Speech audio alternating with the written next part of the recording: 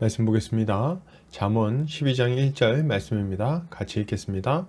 훈계를 좋아하는 자는 지식을 좋아하거니와 징계를 싫어하는 자는 짐승과 같으니라. 아멘. 잠언 12장 1절 훈계를 좋아하라 라는 제목으로 말씀 보도록 하겠습니다. 신자는 하나님의 말씀을 기쁘게 받고 순종하는 자입니다. 그런데 이렇게 하나님의 말씀에 순종하는 것이 늘 즐거운 것은 아닙니다. 왜요? 말씀은 때로 우리를 책망하기도 하고 돌이키라고 요구하기도 하기 때문입니다. 오늘 말씀을 통해 이에 대해 살펴보도록 하겠습니다. 오늘 잠언 기자는 훈계를 좋아하는 자는 지식을 좋아한다고 말하고 있습니다. 그리고 징계를 싫어하는 자는 짐승과 같다고 말하죠. 이것을 타번역본에서는 징계를 달게 받는 사람은 슬기롭지만 책망을 싫어하는 자는 어리석다 라고 번역하고 있습니다. 잠언 기자는 훈계를 좋아하는 사람을 슬기롭다고 말하고 있죠. 무슨 말일까요? 우리나라 속담 중에는 몸에 좋은 약이 입에 쓰다 라는 말이 있어요. 무슨 말입니까? 우리를 이롭게 하는 것은 당장 느낄 때에는 거북스럽게 느껴질 수 있다는 것을 알려주는 말입니다. 왜 이런 말이 나올까요? 기본적으로 모든 사람은 죄로 기울어져 있기 때문에 그렇습니다.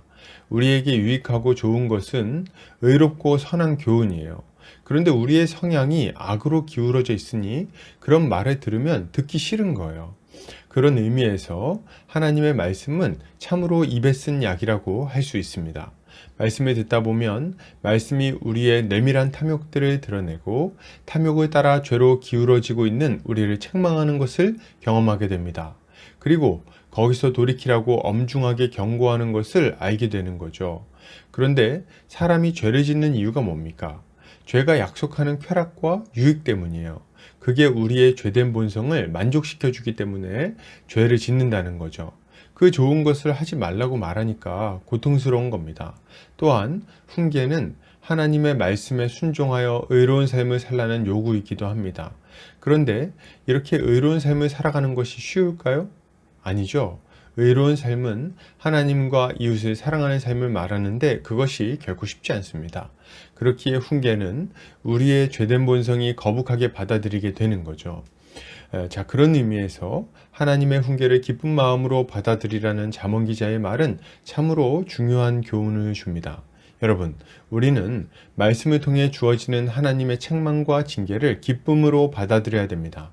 그것이 당장에 듣기에는 거북스럽고 마음에 들지 않을지라도 순종해야 한다는 말입니다. 끝까지 고집을 피우거나 혹은 무시하고 지나쳐서는 안 됩니다.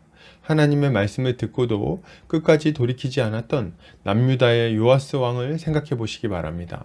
그는 스가랴를 보내어 책망하신 하나님의 말씀을 듣고도 도리어 그 보내신 선지자를 돌로 쳐서 죽입니다. 그 결과는 무엇입니까? 그는 아람 군대에게 패배하고 신하들에게 배신을 당해 비참하게 죽고 말죠. 그는 그야말로 징계를 싫어하는 짐승과 같은 자라고 할 수 있는 것입니다. 우리는 하나님의 말씀을 들을 때에 그것이 귀에 거슬린다고 해서 주의 훈계를 거절해서는 안 됩니다. 다시 한번 말씀드리지만 몸에 좋은 약은 씁니다. 우리는 하나님의 말씀을 통해서 우리의 삶을 점검하고 다시금 회복의 길, 생명의 길로 나아가기를 힘써야 할 것입니다. 결론을 드립니다.